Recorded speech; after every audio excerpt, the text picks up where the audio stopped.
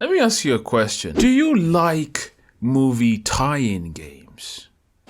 Great! Me neither. Let's play one. So judging by the title of this game, you can tell it is a movie tie-in game of the similarly named movie Wanted 2008. A movie which I had a peculiar start with. Year is 2014. Pops just got himself a new VW Touareg, I think, SUV. And these models specifically came with like TV screens that you could add from the VW factory. So they'd be like at the back of the front seats. And for some reason, I couldn't really even tell you how this happened, but we had Wanted, the film, on it, and I just used to always watch it. Watch it, I meant specifically go to the mark where, there is a sex scene. Nasty bitch. I was a curious little Pentecostal boy, so that's about all my experience. But don't worry, I actually ended up watching the entire thing before writing this whole entire script. So I'm probably gonna butt in around somewhere here to tell you how it went. That shit is a 2-pack of ass. The fuck are you talking about? That shit stinks. So without further ado, let's just start. So we start off, oh shit, don't look at that. Actually, before we start, let me very quickly just change the settings real quick. There we go.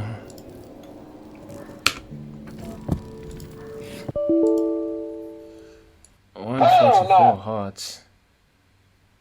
Okay, so we start right off the bat with very heartful words. Once I was clueless and pathetic just like you. Sitting in front of the TV, playing video games, getting fat. I was a loser. Oh, I'm hurt! Whoa! He's saying this as I'm fucking eating right now. Mean? You gotta relax. He's hurting my feelings. I don't know about that one, Carlos. Anyway, we have a nice tutorial where they show us the very small selection of 3 special mechanics that we are to use within our time in the game. The lack of a solid surface, no water, and extreme pressure make it completely uninhabitable. Hold on, Mr. Wanted. I'm chewing me breakfast. And honestly, they're well utilized. You don't really feel like there's a weak link here. The curved bullet mechanic is something from the movie, which, you know, I mean, sounds less stupid in the game than in the movie, to be honest. I think that's more of the virtue of it being in a video game, you know? It's stylized, it looks really cool in the game, as opposed to the movie, which just looks meh. And it basically boils down to you flicking bullets to curve them to hit certain enemies in cover. But again. Sit that stupid shit down, nigga. I see you, nigga.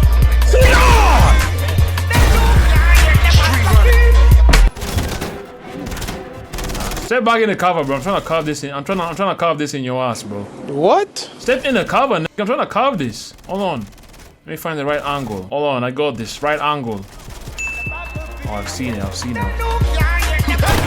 The rest really aren't that important, so we're gonna just slide past them. Some people think killing is just about pulling the trigger. Well, they're wrong. Killing's like dancing. When the music starts, you gotta move. Who wrote this? Is garbage. Anyways, a bit of story. I know, unfortunate, but let's do it. Swallow this, bitch. Pause, bro. Talking about some swallow. TLDR of the movie very quickly. We are Wesley Gibson, the main character. And this has just come off killing Sloan, the leader of the Chicago fraternity. The fraternity being basically like a liquor assassination type thing, you know? The reason for slaying Sloan was because Sloan actually gave him the contract to kill his papa. So the game pretty much picks up a few hours post the movie. And the first thing we're greeted with is a dream of Wesley's mother, though she is not long for this world as she is shortly shot. Wesley then arises in a cold sweat. Oh no, I have wet the bed. The perpetrator of Wesley's mother's murder is still unsolved and is something he ponders. Now, usually the bastard impregnating my mother with lead wakes me up. Impregnating? You just have some of the worst vocabulary usage I've ever seen. I almost wish you spoke another language so I would be struggling to understand you. As he exits his bedroom, he finds his apartment in complete disarray. You got a pretty tight spot, bro.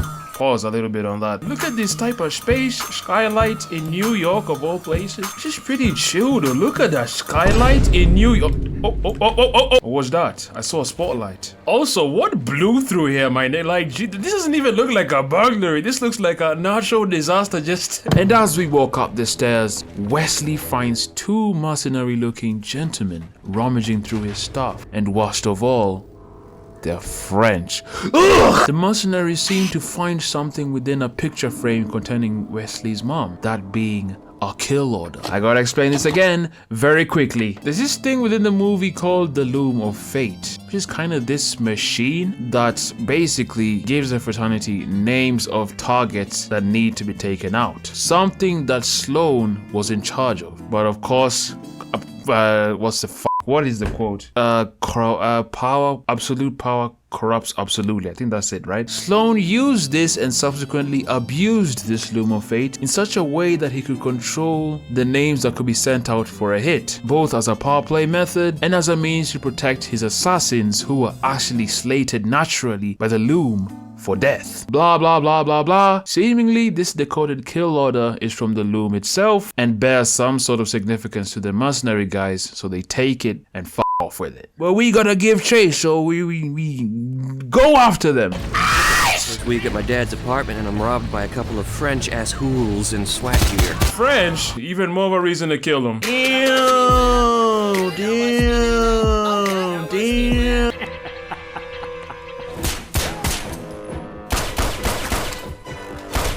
What is that? What the f is this animation? There's somebody beside you. Did you mean to tell me you did not see that whole man standing? What? We go through a small army and finally corner the son of a bitch shielded nigga that got our shit. I prepare myself to use one of the many mechanics. I prepare myself to use the arsenal of special mechanics at my disposal, specifically one being that of illusion. I mull over my plan as I know this shielded opposition will require me to have my wits about me. Helicopter! Hey, what are you doing? I think we can knife him if we want. We can knife him. We just need to stand like pretty close to him.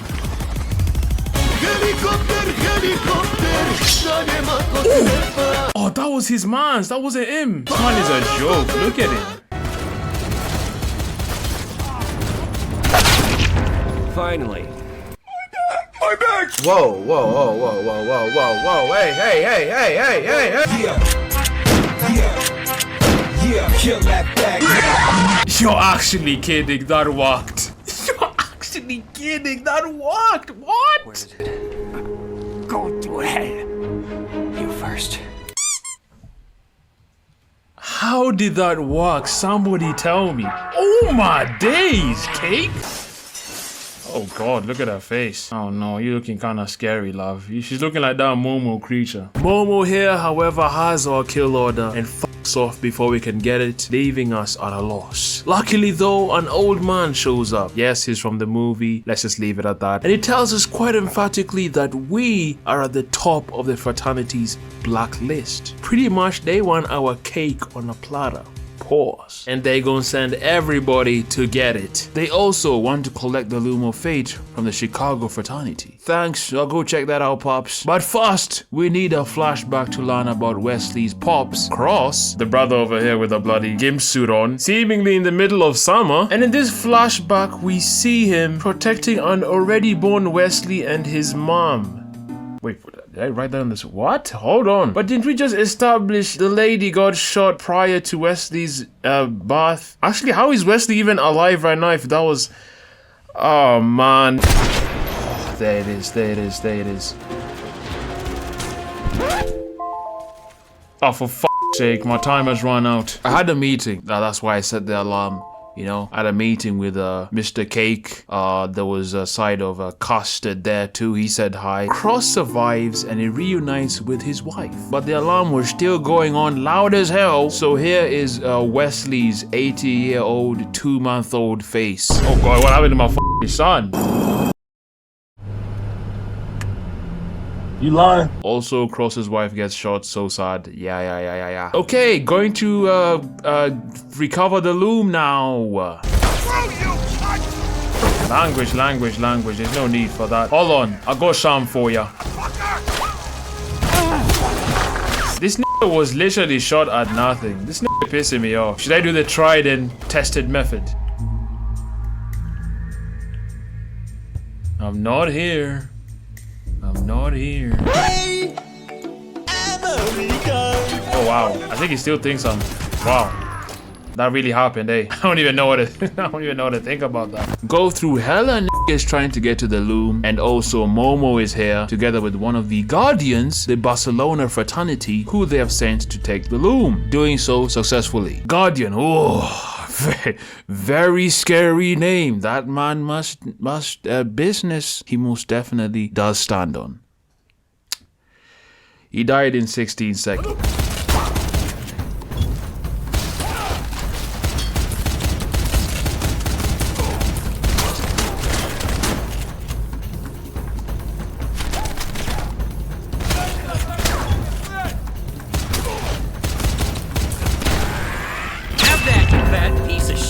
Okay, that's a bit mean and fatphobic. And also, the ever-wise fraternity them, you know? Very smart fellows in that fraternity. After they have procured the loom, you know, they would really want to stash it in a location where normal niggas can't access it, you know? And anything less would be nothing but irresponsible.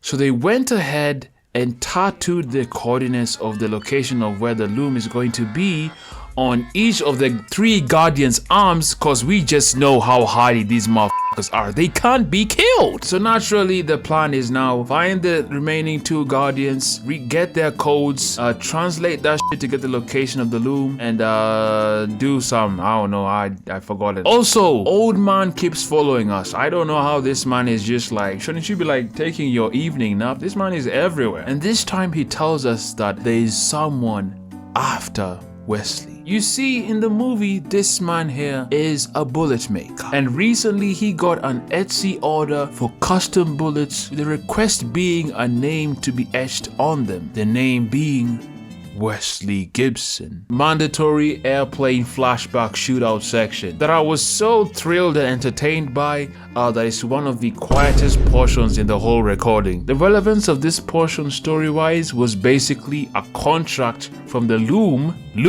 quotation marks. At this point, Sloan is manipulating that bitch that Wesley's dad was given by Sloan, was one that detailed the murder of one the Immortal. But unfortunately, the mission did not go as planned. Oh, Lord Jesus! Oh, Jesus! Get the water, nigga! But he survives the failed assassination attempt that he was trying to do. Wesley, do you have the code yet?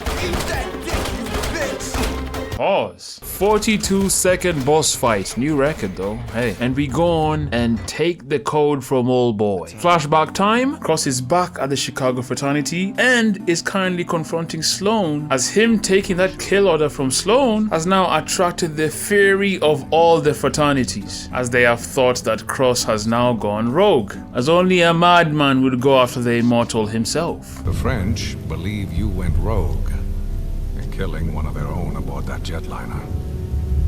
You give me that kill order, Sloan. Fucking punk ass black bitch. You must think that that shit's sweet. You must think I'm one of them sucker white boys, you fucking goofy ass nigga. Fuck you. Fuck your mother and fuck your man. How about that? Faggot.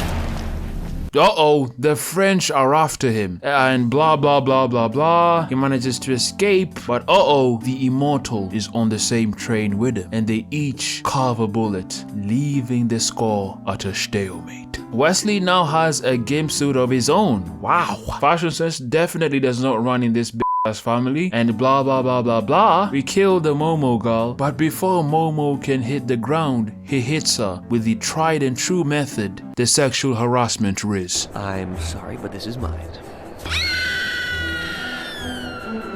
I gotta tell you, I wouldn't have minded making her scream another way, but what the heck. At least her ankles were skyward.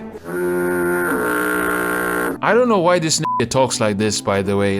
Like, in the movie, this man is literally getting cucked by his girlfriend and worst of all, his best friend. Anyway, we now have all the codes and now know where the location of the loom is held. But first, we gotta go to the catacomb and find our dad's mummified remains. Wow. I think what it was is something about the bodies possibly showing the secrets of the fraternity. Something that I think is incredibly avoidable if you just didn't touch the fucking location of on their bodies. But regardless, we take the guns from our dad's very clammy hands and head towards the Immortal's location to end things once and for all. And basically we go through this very, honestly, admittedly cool section of the game where we're in, I'm guessing Barcelona, and we're taking these niggas out in a very nice backdrop, if I may say so myself. And it's honestly a nail biter, because this is where now the snipers come into play. But once again, the backdrops in this situation,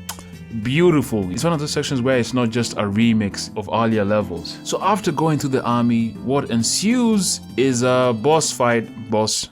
Quotation marks, I'm doing quotation marks. You literally only have to use like one of your special mechanics. I would think penultimate boss fight would require you to use all the skills you've obtained, you know, just to really keep you on your toes. But no, you're just using one, and that's it. Yes, nigga. On his deathbed, Wesley talks to the Immortal and challenges the control the Loom of the Fate has on the fraternities around the world. He does this by lifting a flap that's covering a section of the machine, and it shows 3 words. Made in Taiwan. Wesley's parents trusted so much in the Loom and the fraternity itself that ultimately Wesley's dad had actually killed his mom in a bid to satiate the fraternities. It always ends with a killer.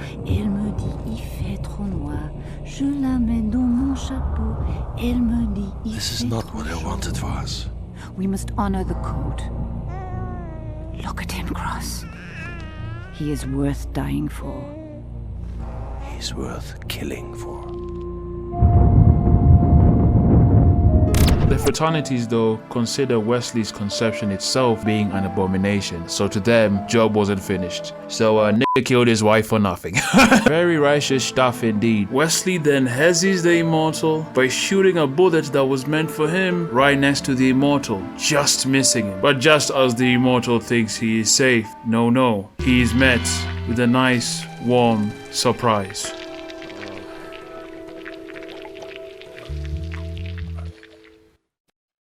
And the end. So closing thoughts, this game sucks.